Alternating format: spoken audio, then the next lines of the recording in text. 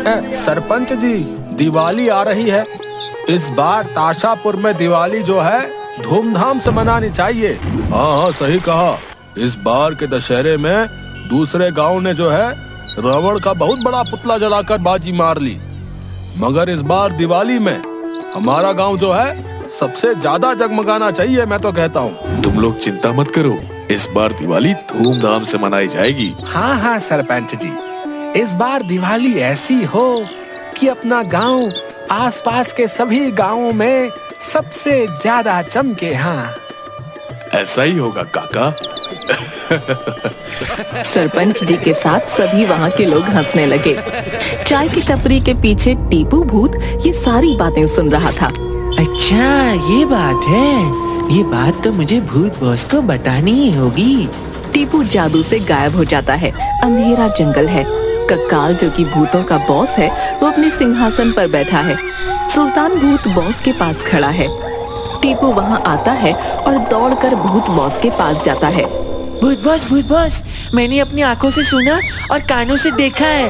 Nonsense, आंखों से देखा और कानों से सुना होता है, स्टूपिस। वहाँ खड़ा सुल्तान अपने सर पर हाथ मारता है और कहता है, भूत बॉस, वो नॉनसेंस होता है, नॉन टेंस नहीं, और स्टूपिड होता है, स्टूपिस नहीं। एग्जैक्टली। टीपू की तरफ देखते हुए, क्या हुआ, पूरी बात बताओ। भूत बॉस, गांव वाले इस बार दिवाली धूमधाम से मनाने का सोच रहे हैं। उनके दिल से हम भूतों का डर तो खत्म हो ही चला है। ऐसा चलता रहा तो हम भूतों से कोई नहीं डरेगा भूत बॉस। इस तरह तो हम भूतों का वजूद ही खत्म हो जाएगा बॉस। और अगर भूत नहीं रहे तो फिर आप बॉस कैसे रहोगे? बात तो तुमने बहुत पते की है टीपू। अगर हम भूत अपना दबदबा कायम रखना चाहते हैं तो इन इंसानों को औकात दिखाते रहनी होगी। हाँ। कक्काल अचानक से खड़ा हो जाता है। फिर सभी लोग खड़े हो जाते हैं। जाओ, गांव वालों को सबक सिखाओ, उनके डर में हमारा दिल बनाओ। अरे बुद्धू बॉस, में मेरा मतलब भूत बॉस, दिल में डर बनाना है, ना कि डर में दिल। हाँ, वही। मगर बॉस, जाएगा कौन? और कौन? हम में से सबसे होशियार तो एक ही भूत है, भोलू भूत जाएगा। तो ठीक है, भोलू भूत को बुलाया जाए। भोलू भूत वहाँ आता है। भोलू चारों तरफ सभी लोगों को खड़ा देख आश्चर्य और सोच में पड़ जाता है। वो सबको देखता ही रहता है कि बॉस उसे डांट कर बोलते हैं, भोलू, तेरे लिए एक काम है। Yes boss. बताओ, इन दो अनाज के दुश्मनों से भी कुछ करवा लिया करो। है? तुझे गांव में जाना है और गांव वालों की दिवाली खराब करनी है। ध्यान रहे, गांव वाले दिवाली ना मना पाए। मगर बॉस, ऐसा करना तो गलत होगा ना? ज्यादा सही गलत ना सोचो भोलू बाबू। जितना बॉस ने कहा उतना करो जाकर। सही कहा, जितना कहा गया है उतना सुन। टिक माय ऑर्डर, स्पेशली, वरना तेरे लिए बुरा होगा। बॉस की इंग्लिश सुनकर सब लोग सोच में पड़ जाते हैं कि तभी टीपू सुल्तान कहता है, बॉस का मतलब है take my order. Seriously. Exactly. Boss कहना चाहते हैं एग्जैक्टली। सभी लोग हल्का सा हंसते हैं, मगर भोलू भूत उदास भरी आवाज में कहता है, ठीक है बॉस, जाता हूँ।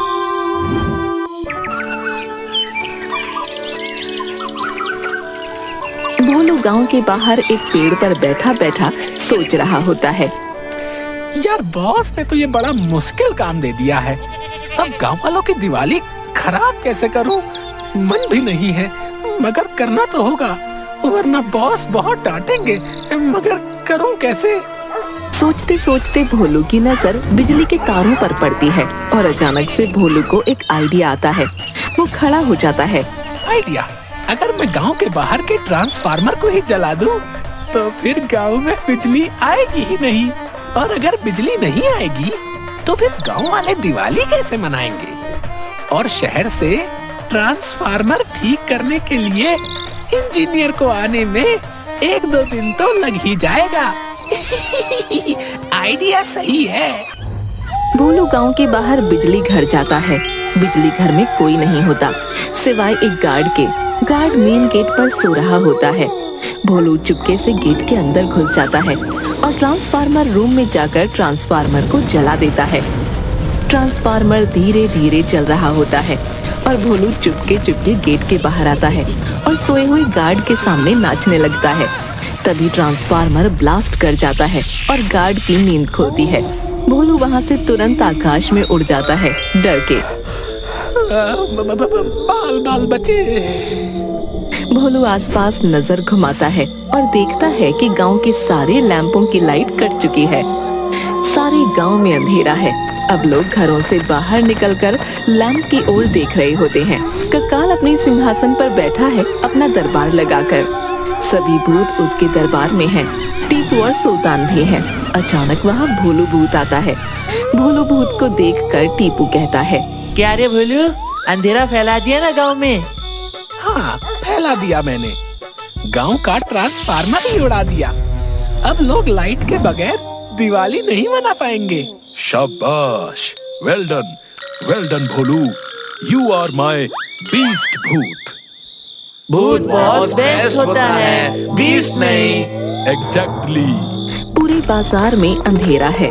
लोग घर से बाहर निकलते हैं। तभी चंपा अपने घर से बाहर निकलती है। हे भगवान, बिजली तो पूरे गांव में नहीं है। बिमला के घर में भी अंधेरा है। एक बार जाकर उससे पूछती हूँ सब ठीक तो है ना। चंपा बिमला के घर जाती है। बिमला, ओ बिमला, क्या हुआ? क्यों चिल्ला रही हो? एक तो बिजली कट गई, ऊपर से मेरे बेटे की नींद भी गई। बिमला अपने मुन्ना को पंखा झुलाते हुए कहती है, सो जा बेटा, सो जा। अरे, इतने बड़े सांड को भी अभी पंखा झेल कर सुलाती हो? चुप कर करमजली, कुछ भी बकती है।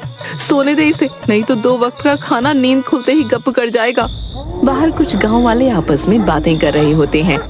अरे भाई, ये तो बिजली चली गई। कल दिवाली है, अब लाइट नहीं रहेगी तो भैया दिवाली कैसे मनाएंगे बताओ? हाँ, ये तो बड़ी प्रॉब्लम हो गई भैया। लाइट के बिना दिवाली होगी कैसे?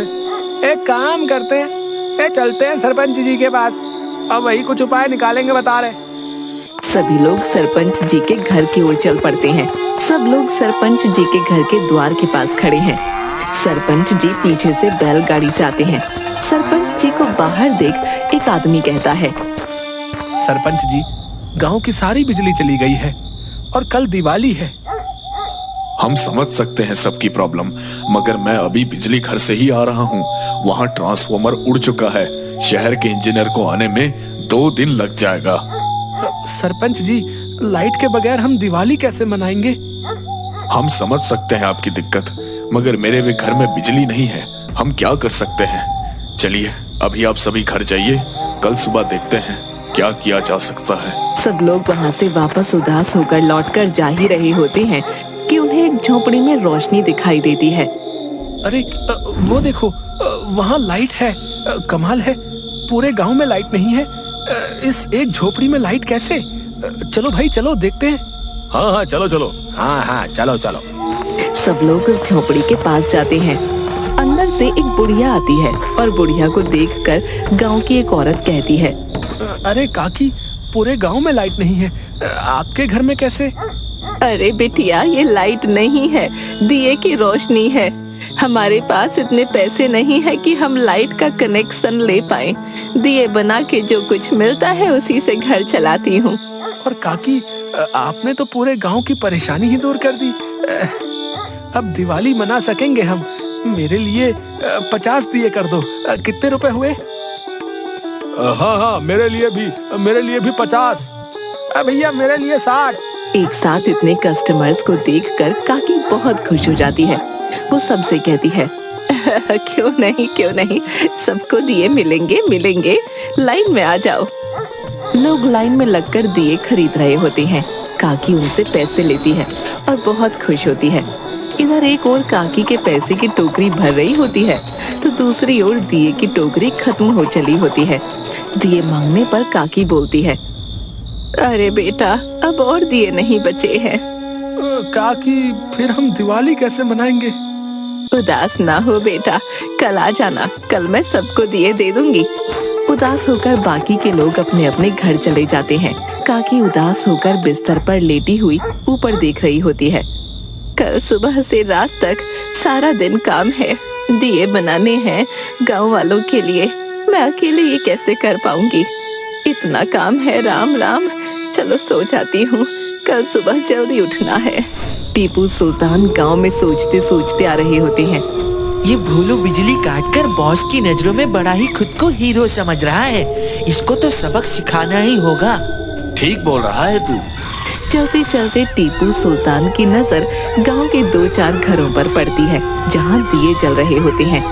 टीपू सुल्तान शॉक हो जाते हैं। वो बोलते हैं, भोलू ने अपना पूरा काम किया नहीं और बॉस की नजरों में हीरो बन रहा है। रुको, अभी बॉस को बताता हूँ कि गांव में रोशनी अभी भी है। भूत बॉस सो रहा होता है कि तभी वहाँ टीपू सुल्तान अचानक से आ जाते हैं और जोर से कहते हैं, भूत बॉस, भूत बॉस। कक्काल अचानक उठता है। भूत बॉस, ये भोलू ने अपना काम पूरा नहीं किया।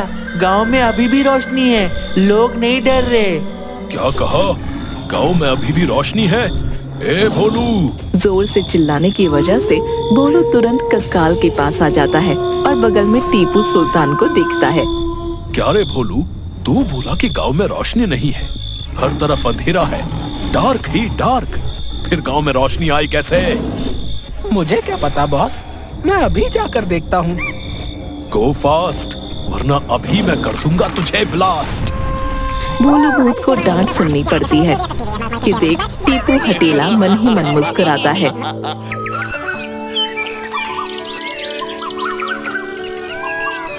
भोलू पेड़ पर बैठा बैठा सोच रहा होता है कि उसकी नजर काकी पर पड़ती है। काकी गांव के बाहर से मिट्टी ला रही होती है। भोलू को शक होता है। वो काकी का पीछा करता है और देखता है कि काकी मिट्टी से दिए बना रही है। भोलू ये देखकर फिर सोचता है, अच्छा, तो ये काकी है जो मिट्टी काटकर दिए बना रही है और गांव में बेच रही है। इस तरह तो गांव वाले दिवाली मना लेंगे।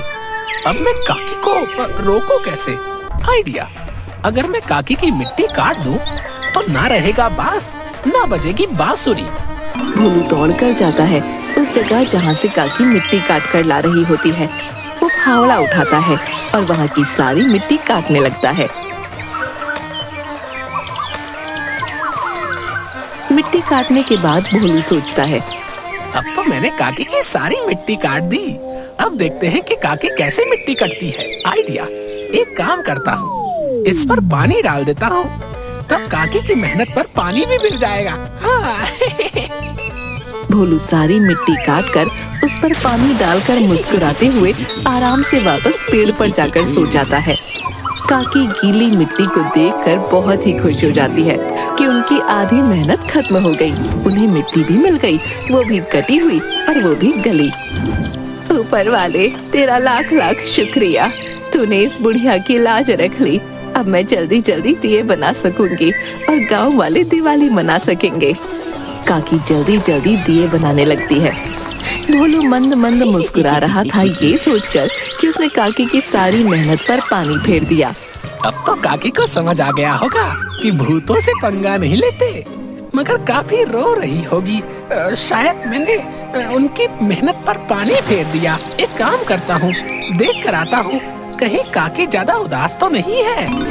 भोलू आकाश से देखता है कि काकी दिए बना बना कर और धूप में रख रही है। काकी की खुशी देखकर भोलू को बहुत गुस्सा आता है। वो बोलता है, अरे यार, अब मैं क्या करूं? काकी तो दिए बनाए जा रही है। सोच भोलू सोच, वरना बॉस को बहुत गुस्सा आएगा। अब मैं कैसे रोकूं काकी को? मन तो कर रहा है पूरा दिया ही जला दूं। अरे हाँ, आइडिया, इस बार मैं पूरा दिया ही जला दूंगा, सब राख कर दूंगा। हाँ। भोलू अब इंतजार कर रहा होता है कि कब काकी घर जाए और वो सारे दियों को जला दे। काकी सब मिट्टी के दिए बनाकर उन्हें धूप में रखकर घर चली जाती है। भोलू गुस्से से आता है और सारे दियों को आग लगा देता है। दिए आग से पक जाते हैं और मजबूत हो जाते हैं। भोलू दियों को आग लगाकर बहुत खुश होता है। वाह भोलू, तूने तो इस बार कमाल कर दिया। सारे दिए ही तूने जला दिए।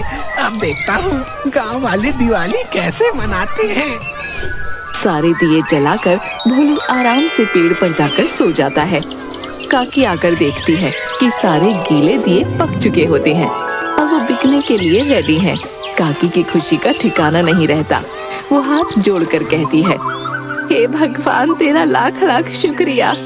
काकी सारे दियों को लेकर घर चली जाती है और गांव वालों को दिए बेचती है। टीपू सुल्तान गांव में आते हैं लोगों को डराने के लिए, मगर वो देखते हैं कि चारों तरफ दिए ही दिए जल रहे हैं। लोग दिवाली धूमधाम से मना रहे हैं। बच्चे पटाखे फोड़ रहे हैं और बड़ी मिठाइयाँ खा रहे हैं। काकी का घर भी चमक रहा है। एक बच्चा टीपू सुल्तान के पास पटाखा फोड़ देता है। टीपू सुल्तान डर जाते हैं। मुझे डरा रहे हो? मैं अभी भूत बॉस को बताता हूँ। बच्चे हंसते हुए टीपू सुल्तान के सामने से गुजर जाते हैं। ये देख टीपू सुल्तान को बहुत गुस्सा आता है। वो वापस बॉस के पास जाते हैं। कक्काल राज अपने दरबार में खड़े होकर बोलता है, आज पूरे गांव में अंधेरा ही अंधेरा है। लोग हम भूतों से डर रहे हैं। हमारी इज्जत हो रही है। ये सुनते ही टीपू हटीला वहाँ आता है और कहता है, नहीं हो रही भूत बॉस, नहीं हो रही। कोई नहीं डर रहा भूत बॉस, सब लोग दिवाली मना रहे हैं। क्या बक रहा है? Tipu, stand up. Boss shut up होता है, स्टैंड अप नहीं। वही एग्जैक्टली। बॉस सच कह रहा हूँ, सब लोग दिवाली मना रहे थे। भोलू ने अपना काम पूरा नहीं किया। भोलू, कहाँ है तू? इतनी जोर से आवाज सुन भोलू पेड़ से गिर जाता है और भागकर बॉस के सामने आता है। क्या हुआ बॉस, आपने बुलाया? बुलाया? तुझे तो मैं नहीं छोड़ूंगा। तूने मेरी नाक कटा दी। गांव वाले दिवाली मना रहे हैं। रुक रुक जा, बताता हूँ तुझे। रुक रुक। भूत बॉस दौड़ता है भोलू के पीछे। भोलू दौड़ दौड़ कर भागता है माफी मांगते हुए। Sorry boss, sorry. भोलू भागकर गांव के उस पेड़ पर आकर बैठता है और गांव को देखता है। गांव बहुत सुंदर दिख रहा होता है। भोलू के चेहरे पर स्माइल आ जाती है और वो खुश हो जाता है। तभी एक पटाखा भोलू के पास फूटता है। भोलू गिर जाता है पटाखे की आवाज सुनकर। भोलू उठकर देखता है तो उसका दोस्त टिंकू वहाँ खड़ा हुआ रहता है पटाखे लेकर। हैप्पी दिवाली भोलू। हैप्पी दिवाली। कुछ भी कहो भोलू, रियल फील तो गांव वालों की हैप्पीनेस में ही है।